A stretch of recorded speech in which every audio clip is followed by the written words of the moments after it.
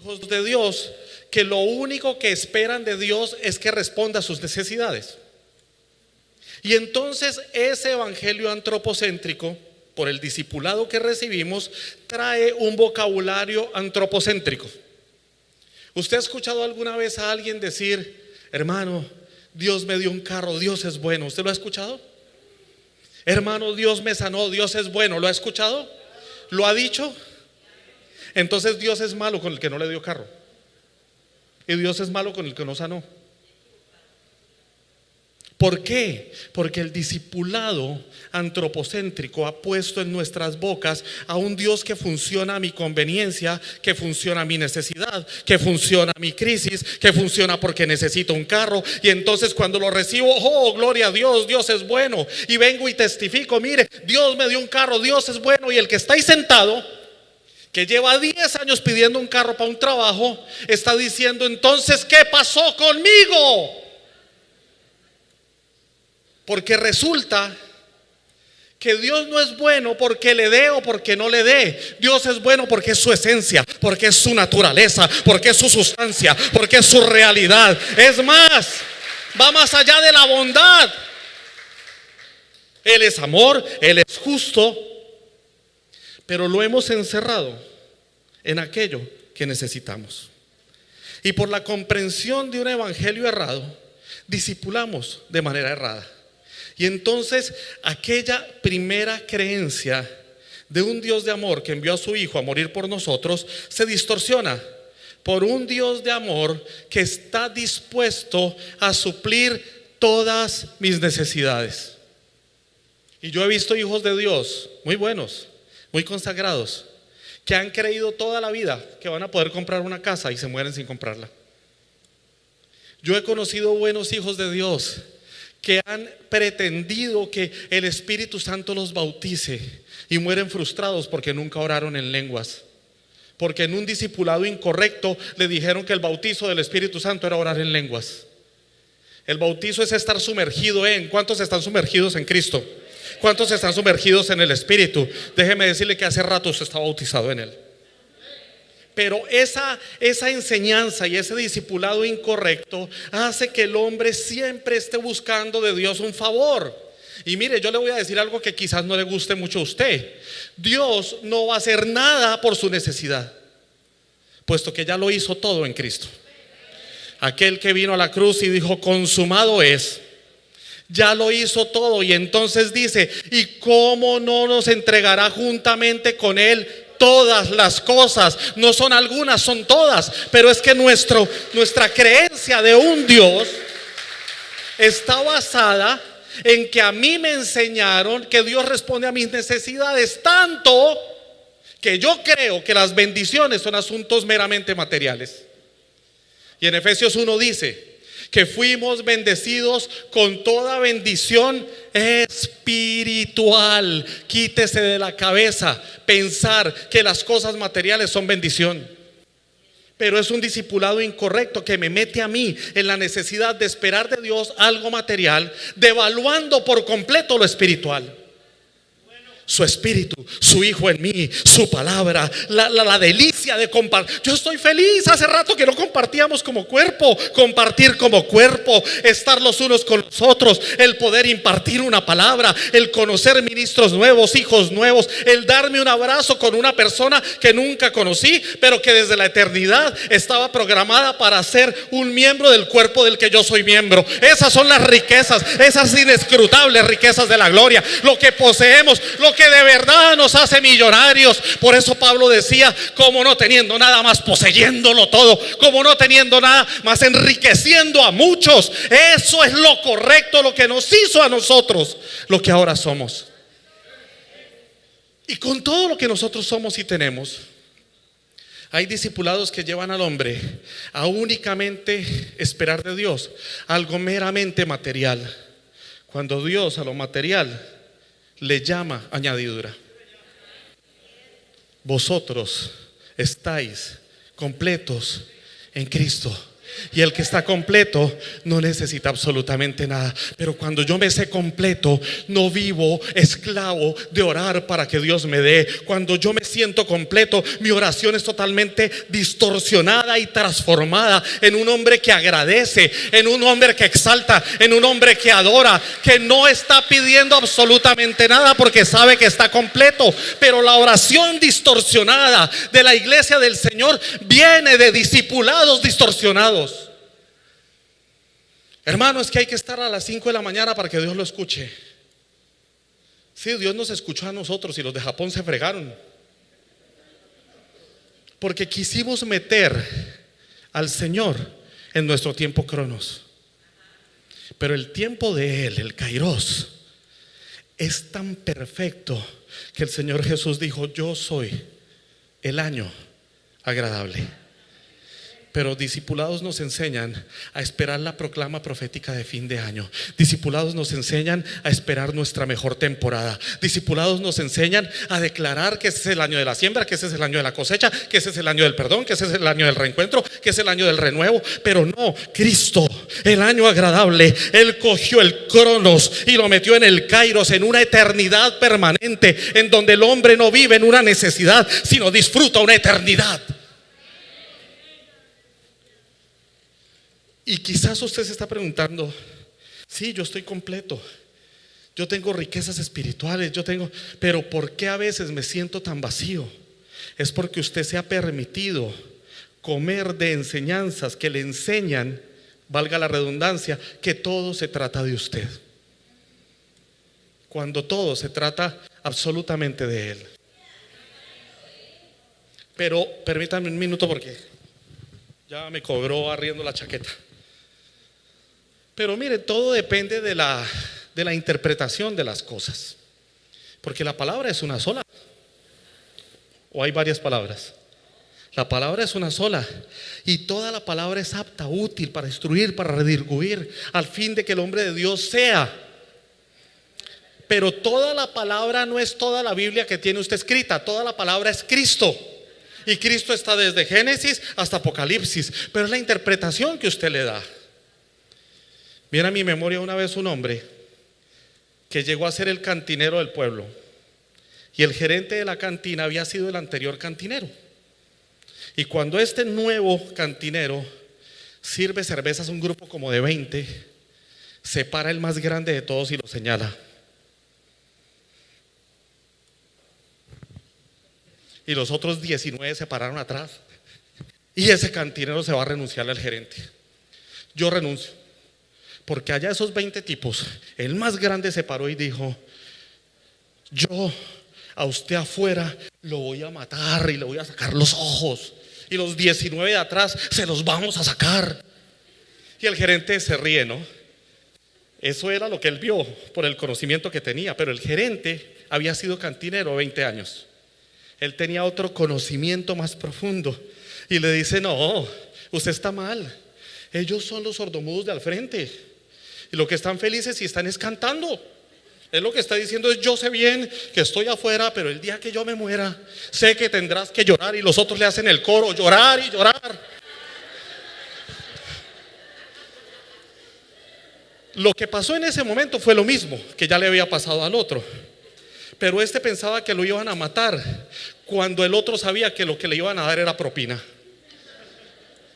Eso produce el desconocimiento. Usted a veces vive sujeto a una necesidad y una esperanza, y tal vez pensando que se va a morir. Peor aún, pensando que por todo se va para el infierno, pensando que por todo se va a condenar, pensando que por todo se va a perder, porque quizás con buenas intenciones le enseñaron que si usted no se portaba bien en la iglesia se iba para el infierno, dejando totalmente de lado la gracia, dejando totalmente de lado lo consumado, dejando totalmente de lado lo que la cruz ya efectúa a nuestro favor. A veces evangelizamos con Juan 3:16. ¿Usted se lo sabe? De tal manera, dígalo: amó Dios al mundo, que entregó a su único. ¿Para qué? Que en Él cree. Si usted creyó en Cristo, ¿quién soy yo para decirle que por tonteras meramente domésticas usted se va a perder si Dios puso al Hijo para que usted no se pierda. Pero es que eso es lo que se enseña en el discipulado. Y no podemos andarnos a medias tintas. El pastor Martín terminó diciendo: ya no hagamos más mezcla de pactos. Y yo conozco pastores hace 10, 15 años que dicen: sí, profeta, es verdad, vamos a llevarlos en un proceso, y siguen en el proceso, eternizando aquello que ya está a disposición de los hijos de Dios, por tener un número, por tener un avance, por tener resultados. Yo no sé ustedes, pero yo he estado en reuniones de pastores, y cuando hablan ellos, como que cuentan orejas. No, yo tengo 100, no, yo tengo 200, y llega uno a predicar y hay 50. Y desde que uno viene entrando 2 cuadras antes: no, es que hoy es un día difícil, hoy están de vacaciones, hoy, siempre queriendo dar un resultado. Y el tema es que por la enseñanza que se nos ha dado, nos hemos criado esperando resultados. Y Dios, óyeme bien esto, Dios no espera de ti resultados. Él sabe que va a recibir de ti un fruto, porque ya puso en ti la semilla. Pero cuando estamos esclavos de resultados, entonces distorsionamos la enseñanza. Y es, pastores amados, ministros competentes, y es nuestra responsabilidad.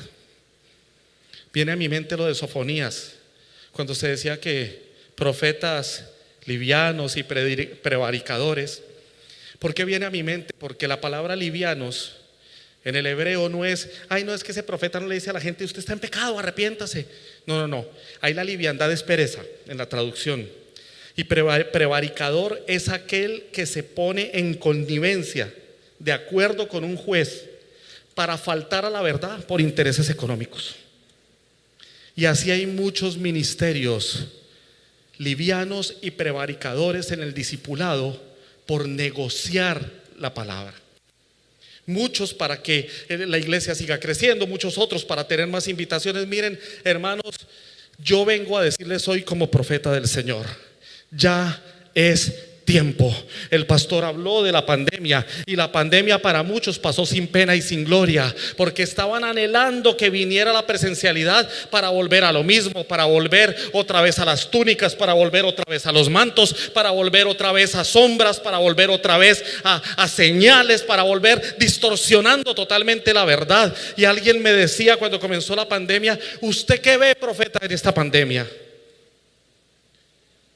Y yo oré, y el Señor me decía: una vez más, como en el año 70, estoy derribando el templo. Porque el culto como lo conocemos tiene que desaparecer. Porque Dios nos quiere en aulas cerradas, con grupos pequeños, aprendiendo. Esta facilidad es necesaria, sí. Una vez a la semana vienen todos, unánimes juntos, cantamos al Señor, recibimos una palabra. Pero en las aulas es donde está el crecimiento, donde está el aprendizaje, donde está el conocimiento. En las casas, los apóstoles iban a las casas, y eso daba un resultado, no en un crecimiento meramente numérico, sino en un crecimiento de conocimiento. Pero no conocimiento por acumulación de información, sino conocimiento por la formación de Cristo que había en ellos, por el tiempo que se invertía en las personas.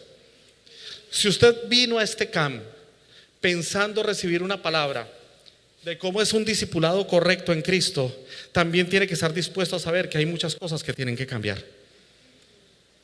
A veces hasta decir: el material de discipulado que tenemos ya no va más. Sí, cuando pastoreaba en Ecuador, estábamos con una misión de Colombia que tenía un manual de discipulado, y sí es de discipulado y todo. Pero cuando veíamos el discipulado, todavía me decía allí que tenía que poner aceite, que tenía que un montón de cosas. Y con mi esposa llegamos: pero ¿por qué tanta sombra? ¿Por qué tanta, si ya tenemos la esencia, la realidad? Y nos pusimos a investigar y encontramos CEMAT. En ese entonces era un instituto bíblico, y tomamos el discipulado de CEMAT, y por eso terminaron sacándonos de la misión. Porque a veces es más importante el material con el que se trabaja que la materia prima que tenemos de nosotros, que es Cristo mismo. Sí, es el reglamento, el estatuto, lo que se puso para que yo lo haga sagrado al pie de la letra. Pero renunciar a mí mismo y morir al yo incluye que sepamos que el discipulado tiene que ser rediseñado. Ministros competentes del nuevo pacto, tenemos que hacer un alto, tenemos que sentarnos. ¿Y por qué no tener mesas apostólicas? Eso se hacía y se dejó de hacer. Ellos lo hacían y tenían la libertad de decir entre ellos: esto ya no va, esto sí va. Mire, usted está haciendo esto. Uno tuvo la libertad de decirle al otro: usted es un hipócrita, porque todavía siguen los rudimentos de la ley. Hipócrita, con ellos come una cosa, con ellos come otra. Y nosotros a veces, sabiendo, todavía estamos queriendo tener un proceso, pero ahí es donde fallamos, porque queremos tener mi proceso humano y estamos renunciando al proceso divino, que ya les dije es propósito eterno. ¿Cuántas veces no hemos tenido escenarios con la oportunidad de decir lo que va a formar carácter de Cristo en los creyentes? ¿Cuántas veces hemos tenido la oportunidad con pastores en un almuerzo, en una cena, y muchas veces en vez de llevar lo que ha sido en nosotros formado, estamos pensando: no, vamos suave? Yo le invito a que lea al apóstol Pablo. Yo le invito cómo él hizo, y él tuvo que hacer un proceso drástico, en donde el manual de discipulado de la época era pura ley, pura religión, puro legalismo. Y cuando Pablo viene y tiene que decirle a la gente: mire, yo no puedo derribar aquello que ya levanté por volver a esos cimientos. Viene y dice que no puede trabajar en un pacto que ya caducó y que lo que está caducado tiende a desaparecer. Y se la jugó para que tú y yo hoy día tengamos esta gloriosa verdad. Es una verdad que nos coloca por encima de los sentidos. Es una verdad que nos coloca por encima de la cultura. Es una verdad que nos coloca por encima de un vocabulario. Porque cuando es por encima de los sentidos, la palabra más técnica sería suprasensorial. Entonces, quien es entendido no está en un lugar esperando sentir, como decía el pastor, que lo toquen, que le pongan la mano, que se caiga, que sienta la gloria. Es más, muchas veces cuando a mí me invitan a predicar, hay la expectativa de en qué momento empiezo a tirar palabra profética, y así te dice el Señor, y así te dice el Señor. Dios me guarde de decirle a usted: así te dice el Señor, porque hoy día el Señor ya no dice nada, pues ya lo dijo todo. Pero eso a los profetas no les gusta. ¿No? ¿Por qué? Si Él ya lo dijo todo y yo tengo una palabra para ti, te la transmito. Mira, hermano, el Señor me está mostrando esto. En Cristo, en su propósito, en lo que ya fue formado en ti. Pero a veces yo me atribuyo como, eso es que saludar con sombrero ajeno, es que se dice, cuando ya Cristo lo hizo todo. Entonces, no, hermanos, nosotros tenemos que saber que todo lo que nosotros hacemos tiene que estar sobre el fundamento de lo que Cristo ya consumó. Y eso quita el yo, eso entonces está sobre los sentidos. Entonces ya no discipulamos. Yo me acuerdo que el pastor que me discipuló con buena intención, porque yo no había sido discipulado, en una de las clases nos hizo parar a todos y dijo: hoy es el día del bautismo del Espíritu Santo. Repitan todos: aleluya, aleluya, aleluya, aleluya, aleluya. Y cuando se les enrede la lengua, empiece a hablar lo que les salga. Claro, es un trabalengua, le enreda sí o sí la lengua a uno.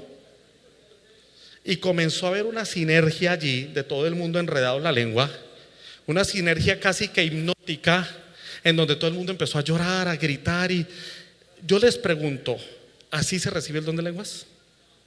Y en una clase de discipulado. Entonces tenemos que saber que el discipulado apostólico de reino está sobre los sentidos. Cuando usted esté discipulando a alguien, no le enseñe emociones, no lo prepare para que sienta. Tenemos que quitar del vocabulario: es que hay que preparar los ambientes. Si ya Cristo lo hizo todo, ¿usted qué tiene que preparar usted?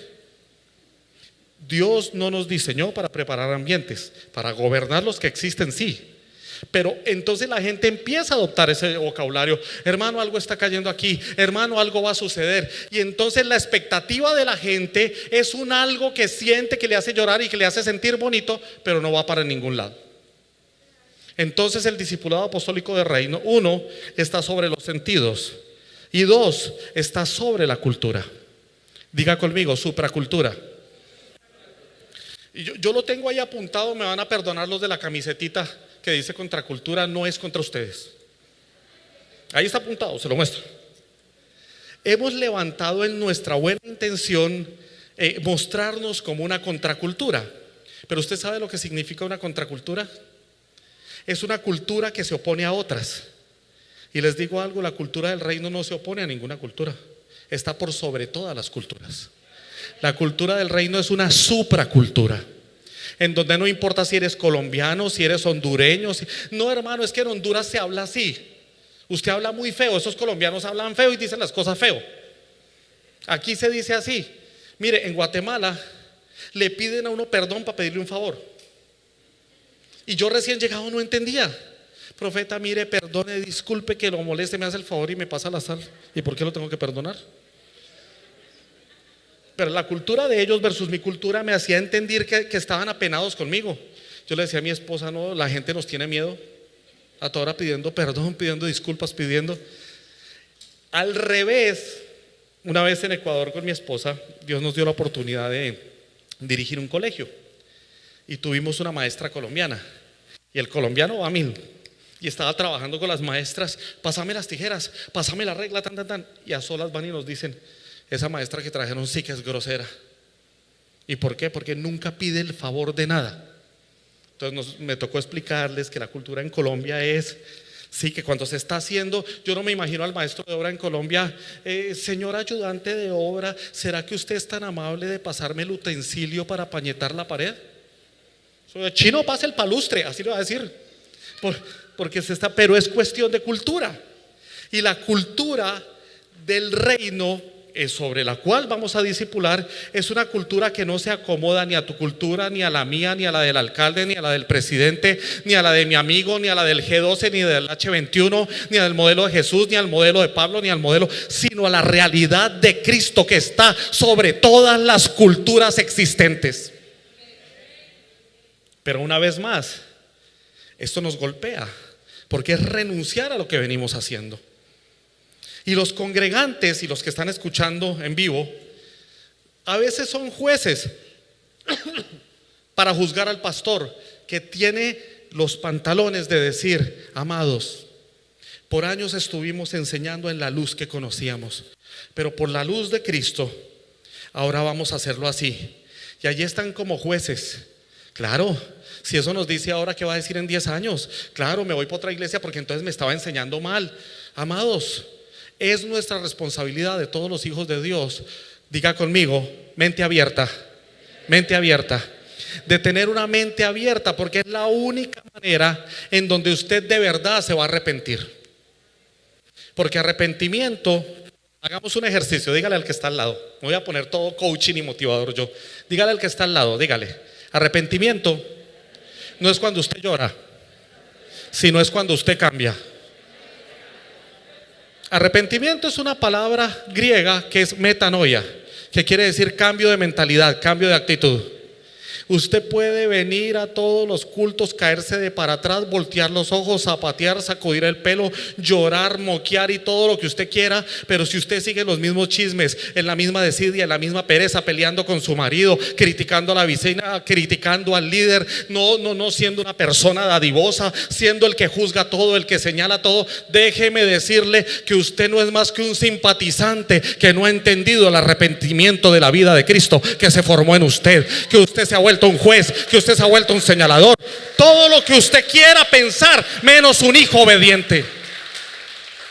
Porque el discipulado apostólico de reino tiene de lado y lado, en donde los ministros tenemos que saber que lo que hicimos con buena intención no es suficiente, y que la buena intención queda de lado para funcionar en la realidad de un discipulado apostólico. Pero los que están del otro lado tienen que tener la humildad de decir, si mi pastor reconoció esto, yo quiero aprender. Si Dios le mostró al hombre que escogió para ser mi mentor, lo voy a escuchar. Es más, así está equivocado. ¿Quién nos llamó a ser jueces? ¿Quién nos llamó a maldecir? ¿Quién nos llamó a criticar? ¿Quién nos llamó a enseñar sin tener todavía la autoridad para hacerlo? No, profeta, pero es que en esta palabra no hay jerarquías. Sí, no hay jerarquías, pero sí hay autoridad. Porque un apóstol es apóstol entre los creyentes, pero tiene la autoridad en edificación. Y cuando yo sé que me debo una autoridad en edificación y Dios le dio algo a esa autoridad, escucho atentamente, lo tomo, cojo, tomo lo bueno, lo que pienso que está mal, lo dejo de lado o le pido a Dios que me ilumine. Por eso el apóstol Pablo, concerniente al discipulado, en Efesios capítulo 1, desde el verso 15 en adelante, hace una oración poderosísima. Él dice: bueno, yo oro por todos ustedes, pero oro para que tengan un espíritu de sabiduría y de revelación en el conocimiento de Cristo. Me impactó mucho la palabra revelación en el griego, porque regularmente es apocalipto, que es quitar el velo. Pero esta palabra griega, con todo el contexto de la frase, no se traduce como quitar el velo, sino se traduce como introspección. Oro para que tengan un espíritu de sabiduría, introspección, y puedan ver adentro, y de revelación en el conocimiento de Él. ¿Tiene sentido? Porque lo que de Cristo está en nosotros está dentro. Un espíritu de sabiduría, introspección en el conocimiento de Él. ¿Para qué? ¿Qué pasa cuando estoy en esa dinámica? Los ojos del entendimiento, ¿no lo ha leído? Sean abiertos. En una correcta práctica de un discipulado apostólico se necesitan hombres y mujeres que sepan decirle al Señor: Señor, aquí estoy, he aprendido muchas cosas, pero ahora necesito sabiduría, introspección, ver a Cristo, ya no verme yo, ya no mire, no mire su justicia. Es el peor de los daños que usted se puede hacer. Yo he escuchado así cristianos: no, es que mi papá es un hombre de Dios y toda la vida lo ha servido y no tiene ni dónde caerse muerto, y ese cristiano allá que ha tenido 3 mujeres, millonario, eso es injusto. ¿Su justicia es superior a la justicia divina? ¿Acaso la justicia de Dios no tiene cuidado de esas cosas? Pero cuando usted juzga con su justicia, entiende con su conocimiento o con su entendimiento, valga la redundancia, y ama con su amor, usted va a estar honestamente equivocado. Porque usted es honesto con sus sentimientos, pero está equivocado porque opera en sus sentimientos y no desde donde tiene que operar, que es desde un espíritu de sabiduría, de conocimiento, de revelación, de saber quién es Cristo en usted. Ahorita que alguien decía: ay, ¿quién no ha tenido problemas? ¿Cuál es su problema? ¿Quién tiene mal carácter? Martín decía, y yo en la mente alcé la mano 10 veces: yo tengo mal carácter. Y a veces se me vuela. Y mi esposa me dice: mi amor, estás mal. No, es que tal cosa. ¿Ves a Cristo en eso? ¿Cristo está en tu reacción? ¿Cristo está en la decisión que estás tomando? Y entonces me toca arrepentirme y decir lo que los hombres sabios deben decir: lo que tú digas, mi amor. No, es que los casados tenemos que saber que Dios nos habla por medio de nuestras esposas, porque a veces hay un orgullo machista que no reconoce eso. Ese no es el tema, pero se lo dejo ahí de clave. Entonces, la falta de coherencia entre creencia y práctica, ese es el primer punto de la introducción, dijo Martín. Y un día mi esposa, como es maestra, me dijo: ¿por qué todos ustedes dicen no he salido de la introducción? Que es que quieren demostrar que trajeron mucho estudio. Y yo, no importa en qué parte vaya. La inconsistencia, y esto es tomado del libro Discipulado Apostólico de Reino que escribió el apóstol, que por cierto lo tenemos atrás. Inconsistencia entre la ortodoxia, que es la doctrina correcta, y la ortopraxis, que es la práctica correcta. Una buena doctrina no siempre produce cambios en la forma de vivir. Hay ministerios que su doctrina dicta que usted tiene que orar todos los días a las 5 de la mañana, que lo tiene que hacer. Yo le pregunto, si usted ora todos los días a las 5 de la mañana, ¿usted va a cambiar? Si solamente ora todos los días a las 5 de la mañana, ¿va a cambiar?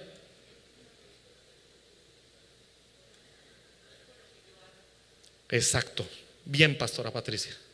La iluminación del conocimiento de Cristo, diga conmigo, es una dinámica en donde, si bien es cierto, tengo que orar porque tengo que tener una comunión con el Padre, tengo que tener conocimiento de la palabra, porque Dios no es ninguna alcahueta que te va a iluminar lo que tú no has estudiado. Ese cuento de no, lo que el Espíritu diga, y por eso es que hay tantas incoherencias. Como Dios diga, por eso es que tenemos problemas. Porque que un ministro se pare aquí y diga: hermanos, oremos, Padre, sé tú el que utiliza mi boca para hablar, habla tú y no yo. Eso no garantiza que el tipo esté hablando en su humanidad. Claro, Dios no va a darle a alguien una palabra mágica o una revelación mágica si no se mete en el río de la palabra, si no se mete en la profundidad del conocimiento de Cristo. Pero profeta, es que la letra mata y el espíritu vivifica. No, no, no, no, no, no. La traducción más fiel a esa porción de la palabra es: la letra de la ley mata, mas la ley del Espíritu vivifica. Y la ley del Espíritu es Cristo, y Cristo es el verbo, y el verbo es palabra, y palabra es conocimiento, y conocimiento es entendimiento, para que sean abiertos los ojos de vuestro entendimiento. Un entendido ora, pero penetra el río de la palabra, escudriña. La palabra escudriñar es hermosa. Parafraseada del griego al español, es como quien busca una aguja en un pajar. ¿Usted cree que usted va a recibir una revelación de Dios leyendo un versículo todas las mañanas y haciendo el devocional diario, sacando la promesa, sacando el compromiso y sacando? No, usted así no va a crecer, hermano. Un devocional, que eso nos lo enseña en el discipulado, no es orar 40 minutos y de un versículo sacar lo que humanamente usted traiga. Una vida de intimidad con Dios, de oración con Dios, también hace hombres que se preocupan por indagar, por inquirir, por penetrar, por buscar, por desenterrar las perlas preciosas que el reino tiene. ¿A 4 les gustó? ¿Queremos un evangelio tan liviano, hermano? Sí, queremos un evangelio, mire, un evangelio fácil, en donde alguna vez predicaba de esto en una congregación hija de una congregación grande de Guatemala. Predicaba algo y cuando terminé nos dijeron a mi esposa y a mí: lo que ustedes enseñan es bueno, es profundo, pero mi pastor nos da un evangelio más light, entonces no los vamos a volver a invitar, pero sigamos siendo amigos, porque nos hemos llenado de coachings evangélicos. Sé todo lo que quieras hacer, llega a donde quieres llegar, declara y recibirás. Sé todo lo que la palabra dice que tú eres. No, no, no, no, no. Usted no es todo lo que la palabra dice que usted es. Usted es todo lo que de Cristo se forme en usted, porque Él es la palabra. No porque un versículo lo dice, usted va a ser.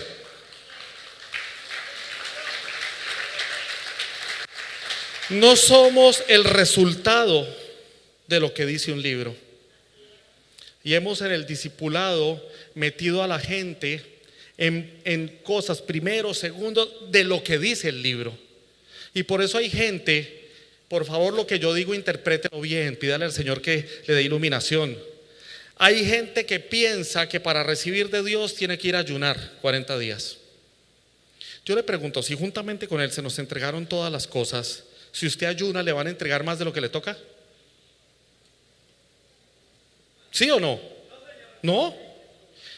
Ahora, o una cosa sí pasa: por el entendimiento que yo tengo de Cristo, puedo agilizar las cosas. Se pueden acelerar ciertas cosas.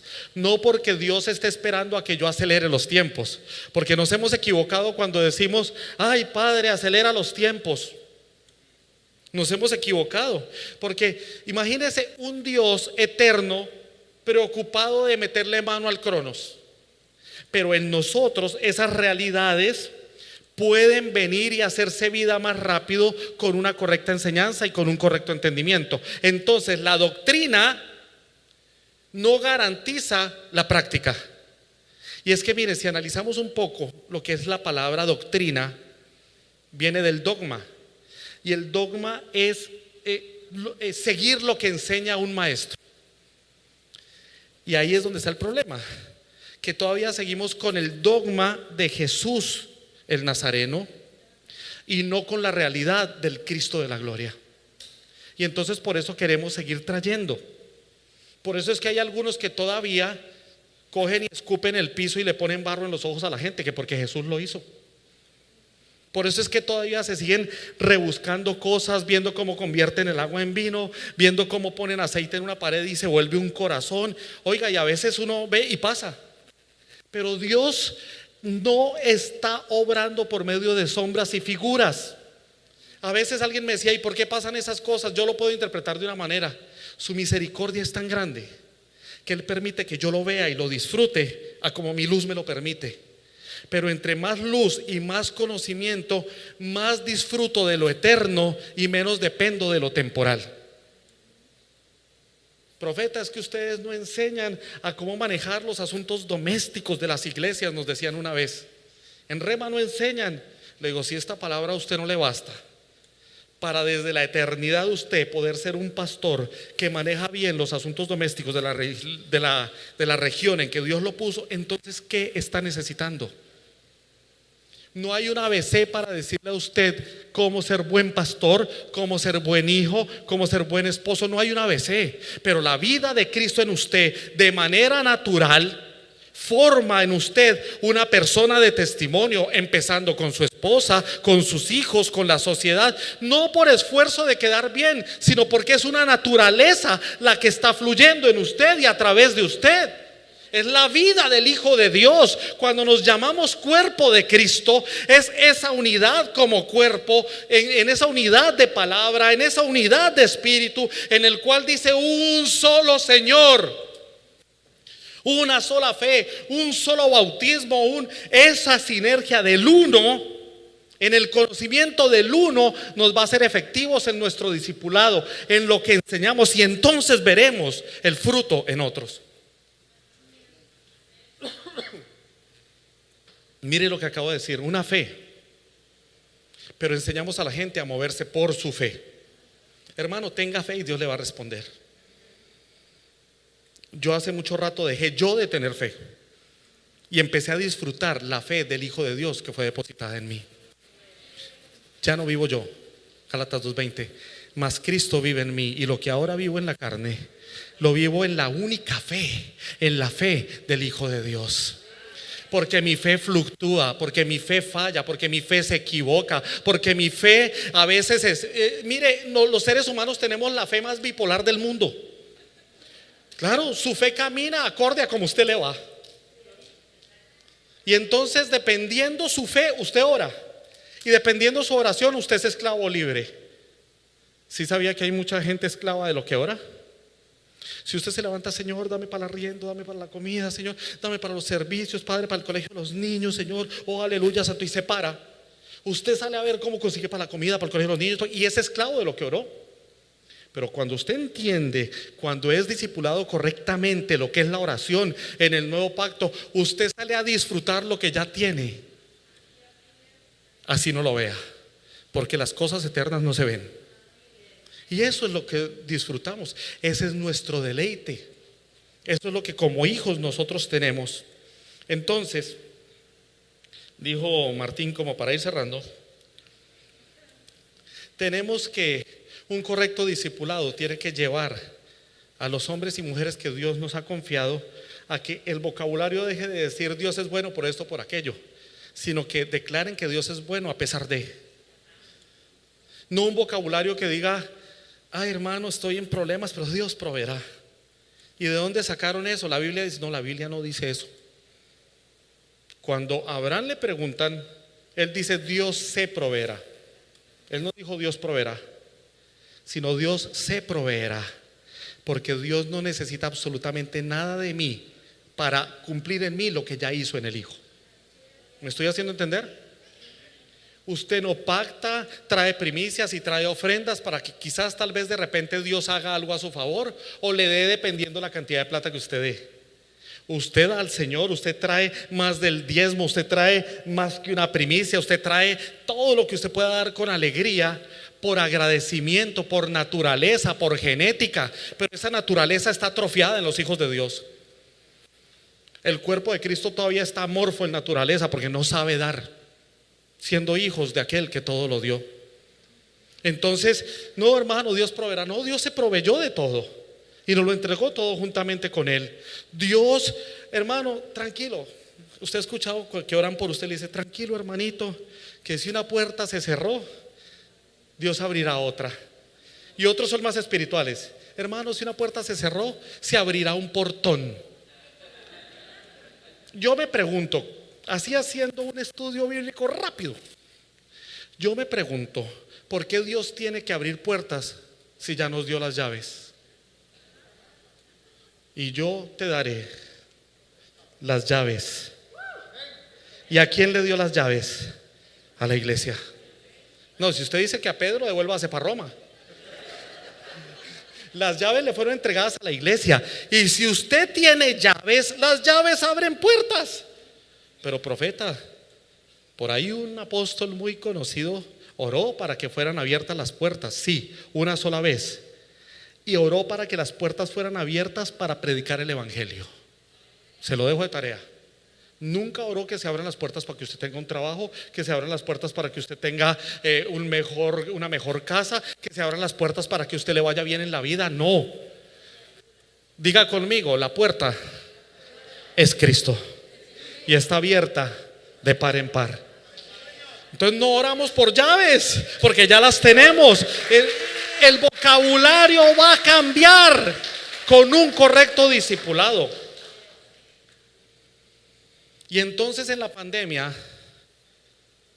escuché a muchos pastores decir: ay, profetas, que con esto de la pandemia se fueron a escuchar a otros. ¿Y por qué escuchan a otros? Porque ya no lo quieren escuchar a usted. Martín se ríe. No lo digo por mal. Por dos cosas. Porque de verdad usted está dando un alimento vacío, o porque lo que usted está dando no lo entienden.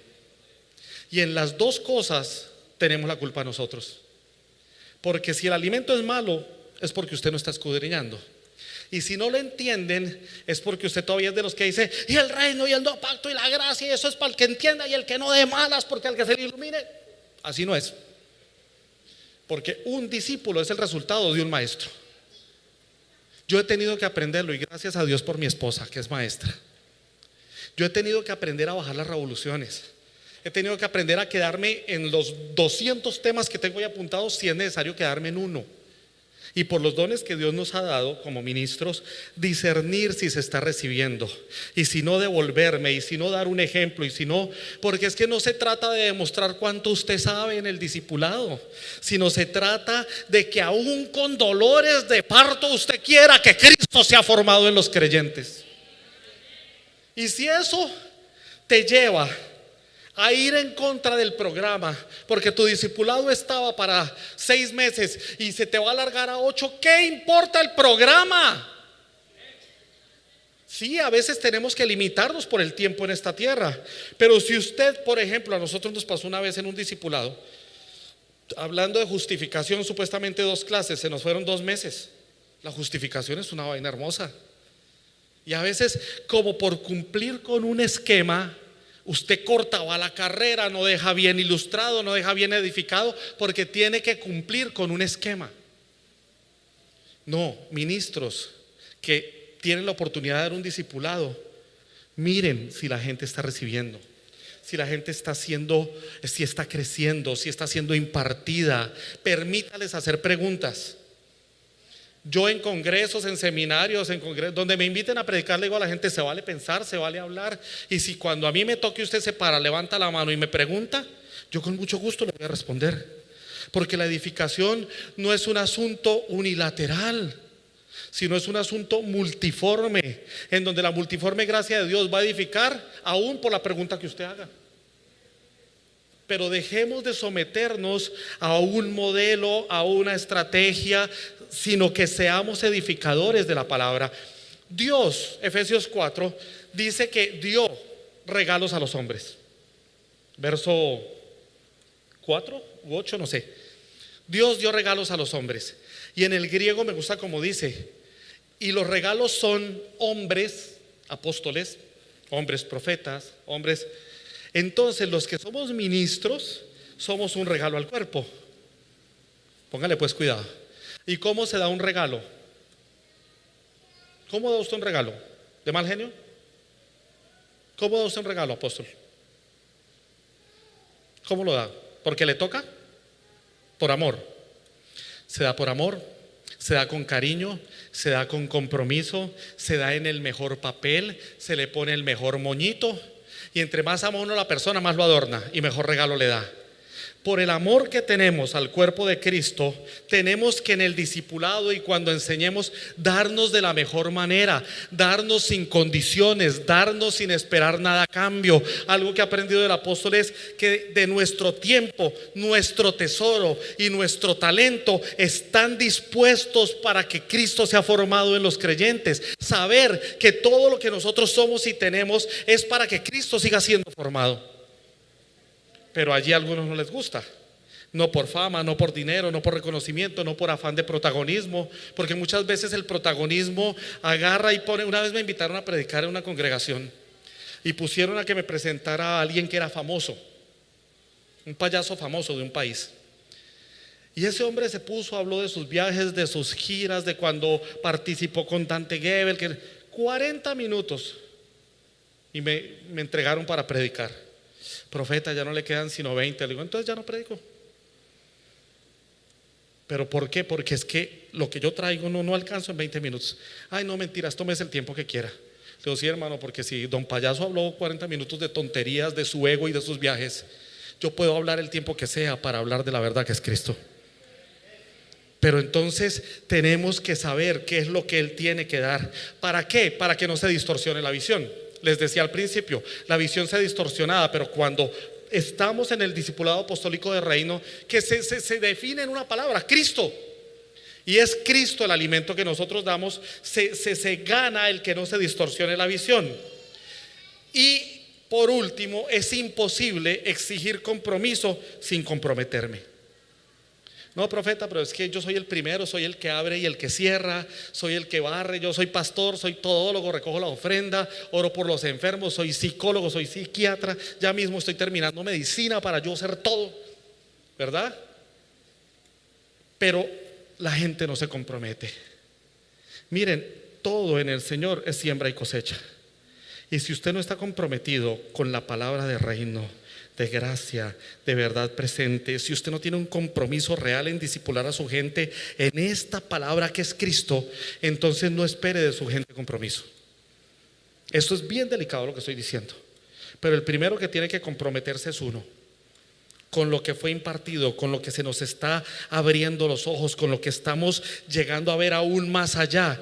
Tener un compromiso real con eso que se nos está demandando. Porque ojo, cuando el Señor abre los ojos de tu entendimiento de algo y te lo da, está demandando de ti que tú lo lleves. Allí está Pablo. Y entonces fui testigo. ¿Y para qué fue testigo? Para que los ojos sean abiertos, ¿verdad? Y más adelante dice, para ir, parafraseando, y abrir los ojos de otros. Si en algo se abren tus ojos, es tu responsabilidad llevarlo de esa manera para que otros tengan la oportunidad de ver lo que tú ya ves, de disfrutar lo que tú ya tienes, de ir hacia donde tú tienes que ir. Y yo estoy convencido, pero seguro que esta palabra que progresivamente ha ido creciendo, y de repente uno viaja por allá a un pueblito bien metido y le habla a uno un pastor, mire, el Señor me mostró esto, y uno dice, wow, qué tremendo lo que el Señor te... No necesitó un SEM, no necesitó un CAM, no necesitó una transmisión en vivo, no necesitó, porque tiene una dinámica, comunión con el Señor, escudriña la palabra, porque es el mismo Espíritu el que está trayendo esta verdad. Y estoy seguro que esta verdad que está corriendo aún más, va a aumentarse e incrementarse en velocidad, porque hombres y mujeres de Dios están tomando una decisión, están tomando un compromiso, están sabiendo que esta realidad va a ir mucho más allá por esa entrega de compasión, con dedicación, pero ante todo con integridad de entregar lo que han recibido. Ve, profeta, yo todo el tiempo que he predicado viste que hemos tenido un contacto. Y se seguirán abriendo los ojos de tu entendimiento. Y aún más. Y volverás a todos los escenarios por los que has pasado hasta el día de hoy. Te van a empezar a llamar. Ven, no te llamaron hace 2 años, 3 años. Va a empezar a pasar. Tu compromiso es ir y llevar la palabra del reino del nuevo pacto. Sin sombras, sin figuras, sin adornos. Porque a veces los profetas fluimos en el don y eso nos entretiene y es bonito, pero Dios está demandando ahora de profetas que solo pongan el fundamento. Y si hay que fluir en el don, fluimos. Pero si el Espíritu no demanda que yo fluya en el don y te diga el Señor esto, ven, oro por ti, yo no lo voy a hacer. Porque un profeta del nuevo pacto cumple cuando deja un fundamento colocado. Y entonces había pastores que me decían: usted se fue y me dejó con el problema. Sí, eso es bíblico. Sobre el fundamento de apóstoles y profetas, y cada cual mire cómo sobreedifica. Pero hay pastores que cuando uno se va le dicen: uy, no, eso que vino a decir el profeta, eso no, eso, y derriban el fundamento para poder enseñar lo que dice el manual de su misión. Pero cuando un ministro comprometido con esta palabra la recibe, sabe que quedó un fundamento puesto, y su labor es sobreedificar sobre el único fundamento que es Cristo, Cristo, Cristo, Cristo y solamente Cristo. Esa es la tarea, esa es la responsabilidad. Pónganse de pie, vamos a orar un ratico. Ahí mientras usted se para que oremos juntos, en la parte de atrás o a la salida, saliendo, colocamos una mesa allí y allí hay un materiales que pueden apoyar. Está el libro Discipulado Apostólico de Reino, que es la temática que estamos tratando. Es un libro excelente, es un libro que a usted le puede tomar fácil 1 año de trabajo con su equipo de liderazgo. Está este material de discipulado, que es desarrollando el ADN de Dios en los santos, y están los materiales para niños. Ya, soy amado, soy heredero, para las escuelas dominicales. También les van a regalar un panfleto o volante, o como usted le quiera decir, de Rhema University. Sí, mire, el apóstol tiene razón. Si usted está interesado plenamente en seguir ahondando en el conocimiento de Cristo, pida esto a la salida. Esta Rhema University es una universidad que se preocupa y trabaja cada día por únicamente enseñar el fundamento de Cristo. Entonces, si le interesa, a la salida le van a dar informes. Oremos. Padre, en el nombre de Cristo te damos gracias por tu cuidado, por tu amor y por esta oportunidad gloriosa de estar reunidos como cuerpo para disfrutar el banquete de tu palabra. Gracias porque nos has completado en Cristo, Señor, y porque cada vez aumentas más en nosotros por medio de la palabra el conocimiento de tu Hijo, el cual es formado.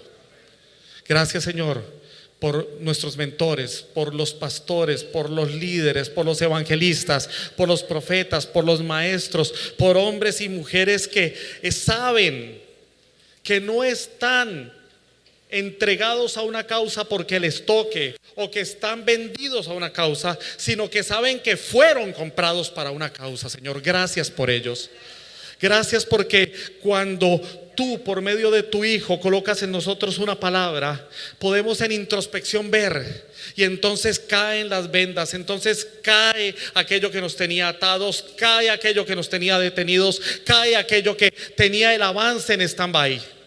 Y hablo y creo, Señor, que en este congreso tú vas a traer un avance impresionante a esta casa ministerial y a cada persona aquí presente, y que seguirán cayendo vendas y seguirán siendo abiertos los ojos del entendimiento, y hombres y mujeres se levantarán con valentía y con ahínco y dedicación para ir a cada rincón que les sea permitido por el Señor, sea su familia, sea su trabajo, sea el bus, sea a donde sea que pisen, haya verdaderos emisarios del reino, llevando una formación, un discipulado, una enseñanza en que Cristo crezca en las vidas de aquellos que fueron marcados por la eternidad. En el nombre de Cristo, Señor, te damos infinitas gracias. Amén y amén.